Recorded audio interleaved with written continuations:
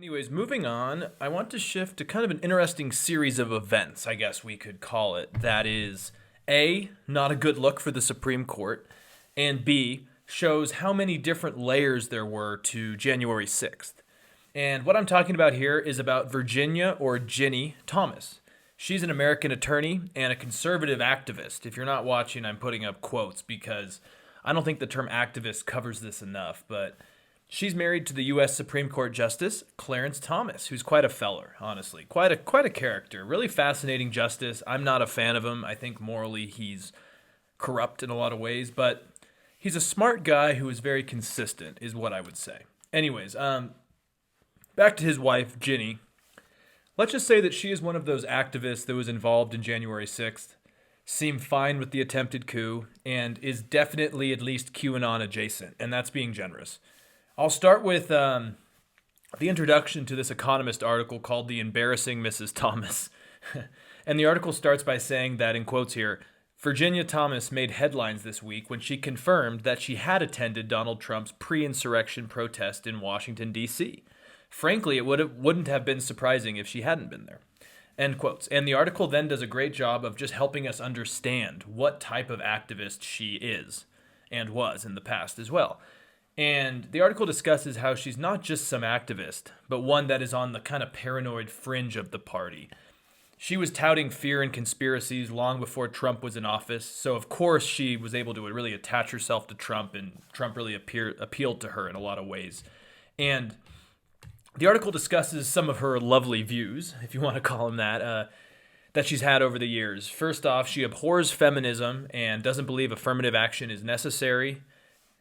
She also believes that America, quote, is in a vicious battle for its founding principles against her definition of what's the deep state and a fascist left, in which transsexual fascists are prominent.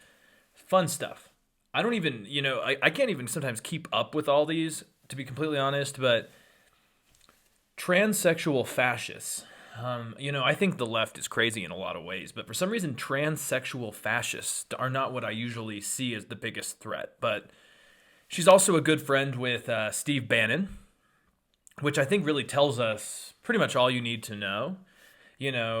Considering he's a QAnon adjacent type as well, loathes government, idealizes the anarchy of Leninism, and defends Putin, right? And apparently Thomas was also close to Trump, and she was actually known in the White House as a wrecking ball. And I mean, that doesn't surprise me if you just look at just pieces of her whole history and career. And some experts and an article written in the New York Times mentioned that there's a theory that she was courted by Trump only so that he had access to Clarence Thomas. That's just speculation, so I won't really go into that very much, but I wouldn't particularly be surprised, to be honest. I mean, Clarence Thomas is the most conservative on the court, and, Trump's been quite successful with the court, so who knows? Then, of course, there's the fact that Ginny Thomas was present at the rally that took place before the insurrection. Just a fun amount of events there. And during January 6th, the day of, she tweeted, in quotes, "Love MAGA people. God bless each of you standing up or praying," end quotes. And since the day, she, of course, like a lot of the other winners that were involved in that or retconned it, she has downplayed the riot, retconned it. She's also one of the people that signed a petition against the January 6th committee and just basically found that there was no need to investigate it because I'm assuming in her eyes it was a tourist visit, just a little fun time at the Capitol with a couple deaths and stuff. So where things are changing, though, and I think this is where I want to kind of focus on it more, is that the January 6th committee has found some more troubling stuff over the last week. I think with the Ukraine crisis invasion dominating the news cycle, the select committee has actually been kind of out of the limelight and has really been doing some good work. So over the last few days, the committee has gathered text messages between Ginny Thomas and Trump's chief of staff, Mark Meadows, who honestly, the more you just follow him and more revelations about him, he is just a slimy dude. Really not a good person. And these text messages that the select committee found showed Ginny Thomas pleading with Mark Meadows to fight to overturn the results as far back as as far back as November. There's a CNN article from yesterday that discusses how Thomas offered thoughts regarding legal strategy. She was even mentioning that they should unleash the Kraken.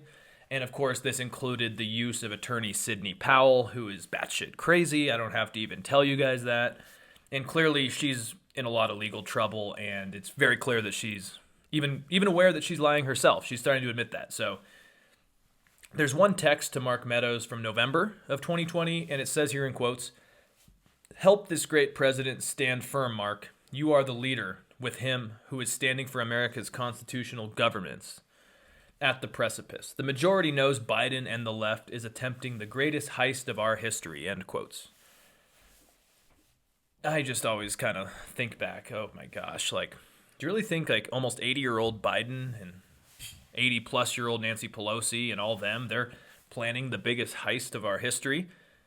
They're not even politically popular with the left. I mean, give me a break, but, that's why we can't have nice things, I guess. Moving on, though, I must just stop and note how wild it is that as more information comes out about this, we just learn so much more crazy stuff. Because when I first saw the January 6th riot, insurrection, whatever you want to call it, in real time, it just looked like a chaotic mess of angry people with no central plan. And in a lot of ways it was. The majority of the people there, I think, just kind of followed the herd, And we know what happens when you have a mob mentality and growing mob violence, right? But as the year has gone on, we just keep seeing how many people were involved at some level. And I just have to reiterate that I don't think we need to lock up the guy who came from Georgia and, just decided to go join the protest, which turned into a violent riot. I think we need to prosecute the John Eastmans and the Mo Brooks and Sidney Powell and Mark Meadows and Ginny Thomas and the people like this who are actually the ones who kind of led the people to the Capitol building. You know what I mean? And before I continue also, I do just want to note that Clarence Thomas should not be directly blamed for this and for what his wife has been involved in. I just want to make that clear because just because she has these views doesn't technically mean that he is involved in this in any way. Now, I'll get into the other side of that, but I think all of us know couples or married couples that may think the other one has crazy views on certain issues. Not every couple agrees on everything, and I've been at places where one member of the couple is like, all right, don't listen to what he's saying. He gets crazy on this. Like, I don't share those views. I'm sorry. We'll talk about this later, blah, blah, blah. Where there are some problems, though, is when we look at some of Clarence Thomas's actions since January 6th, and since it seems like the walls are closing in around Ginny Thomas. He participated in cases related to 2020 election controversies, and in one of those cases in 2021, I think it was in February 2021, he dissented as the full court declined to take up a challenge to the Pennsylvania mail-in voting procedures. So out of everyone, he's the only one that dissented this declined challenge. So maybe that means he believed there was some fraud. I don't particularly know. I don't know enough about the Supreme Court, to be completely honest. But when you see it 8-1, and he's the only one that voted to maybe we should look into Pennsylvania, that doesn't seem great, considering his connections with his wife. And according to an article in Politico, in quotes here, he demonstrated support for the claim that election fraud is a threat to America. And yeah, I mean, considering his wife's one of the big ones of Stop the Steal and believes Biden stole the election, the fact that he voted against everyone else, including Amy Coney Barrett and Kavanaugh and, it just is interesting, I guess you could say. And if that was not bad enough, CNN also notes here in quotes, this past January, Justice Thomas's dissent alone let me start that over. This past January, Justice Thomas dissented alone as the court allowed the National Archives to release to the January 6th committee thousands of documents from the Trump White House over the former president's attempt to assert executive privilege. So again, 8-1, when they're trying to disclose thousands of documents related to January 6th, he's the only guy that votes against that. Now, to be fair, because we do need to just give both sides here, is that Justice Thomas is known as being very reliable in regards to his judicial philosophy, and even if people loathe his stances, he is consistent. And back to that Economist article from earlier, it notes that, if you bear with me here, in Justice Thomas's defense, none of that looks like a clear breach of conflict of interest rules. His jurisprudence is in theory sufficient to explain some of his judgments without recourse to his politics. A committed originalist, he is one of the most intellectually consistent jurists on the bench, as well as one of the most conservative. So part of this could be based on his values, right? He seems to always dissent. Not always, but he's a lot more likely to do that. And I don't know if I totally buy that, though, because when his wife is an election conspiracist, supported January 6th, and was involved in trying to overturn the election, image is important, especially in the highest court in the land. And the Economist agrees with this as well. It notes, in quotes, "In a divided country, appearances matter. Public trust in the court is plummeting precisely because it's viewed as too political." And that makes Justice Thomas's cheerleading for his wife's activism reckless at best. And, maybe it is just reckless. There's definitely a possibility that it's just reckless. Like, he actually has no political gain with her. But the fact that she's doing what she is and he's voting the way he is, it's not creating more trust in the Constitution and in our institutions, right? And this issue just continues to show our court's neutrality looks more and more obsolete, right? Like, think about just what we've seen in this current era. The Kavanaugh hearings, Amy Coney Barrett, who rehearsed basically a speech about her values and then clearly is not actually going to act on those. Think about what's happened with Ketanji Brown Jackson, all these just ridiculous questions from the right. It's all a spectacle now. And now these issues with Ginny Thomas as well seems to just be another nail in the coffin for our trust in institutions. And that's a serious issue going forward. And now, an article in The Hill called "Thomas Scrutiny Intensifies After Latest Revelations," and it's about Clarence Thomas, just to clarify. It goes into these issues and what could be happening next, right? The article mentions how there are some problems with Justice Thomas as well.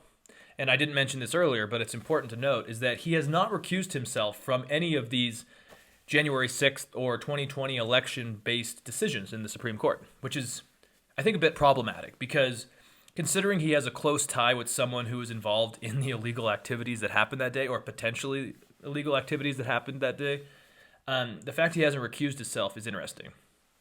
Now, there's Gabe Roth, who's an executive director of the left-leaning court reform advocacy group. That's a mouthful, called Fix the Court.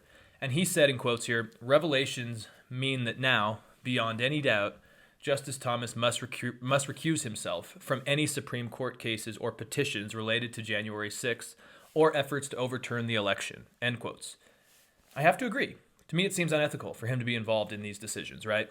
And Senator Ron Wyden, a Democrat from Oregon, also added that Thomas should be recused from any cases related to the 2024 election as well, if Trump were to run again.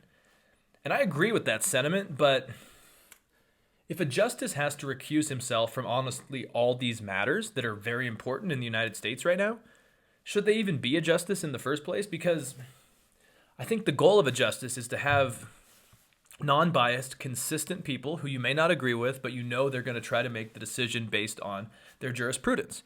And in this case, it seems like he's going to have to recuse himself from a lot, and that just seems useless in my opinion. Now, Ilhan Omar has called for the impeachment of Justice Thomas, and that could be interesting. It is possible in theory. Obviously, I don't see it happening, and the reason why is that the Brennan Center for Justice does note that one Supreme Court justice was impeached back in 1804, so it's been a little bit, and this was Justice Samuel Chase, and he is the only justice that the House has impeached. But also now, it's important to note that the Senate acquitted him in 1805, so didn't actually get removed. Sounds pretty similar to our presidential impeachments, Now, I'm no expert on this by any means, but kind of what I'm gathering here is that the process of impeaching a Supreme Court justice is similar to the President of the United States. The Brennan Center writes, in quotes here, with respect to federal judges, under Article 1 of the United States Constitution, the House of Representatives has the power to impeach, and the Senate has the power to hold a trial to determine whether removal is appropriate. The House can impeach a judge with a simple majority vote. However, a judge may only be removed from office following a trial and a vote to convict by a 2/3 majority of the Senate, end quotes. 2/3 majority of the Senate. So, yeah, not going to happen, sorry. Now, think about our political climate. Yeah, we're just so divided this wouldn't happen. And I think a lot of conservatives, especially in the House, probably agree with what Ginny Thomas did. So yeah, it'd be dead on arrival to the Senate, and probably even dead in the House, to be completely honest. This brings me, though, I also think it would be kind of a bad precedent if we start impeaching justices like this. I don't like this connection with Clarence Thomas and his wife and January 6th. I really don't. And I think it's politically awful, and it's eroding our trust in the Supreme Court. And I don't really know how to fix it, though, because we've seen how politicized these confirmation hearings, for example, are. I don't think trying to impeach Clarence Thomas would make anything better, and it could make things worse. But then again, if we don't have a way to actually punish Supreme Court justices that may be acting in bad interest, it almost seems like the Supreme Court is becoming much like the office of the President of the United States, where they're immune from the law. They're immune from any responsibility or accountability, right? And that's tough. I don't have an answer for you. I just wanted to bring this up. So anyways, I'll be back Monday with another episode. But I thank you guys for listening, and have a great rest of your weekend. Take care. Adios.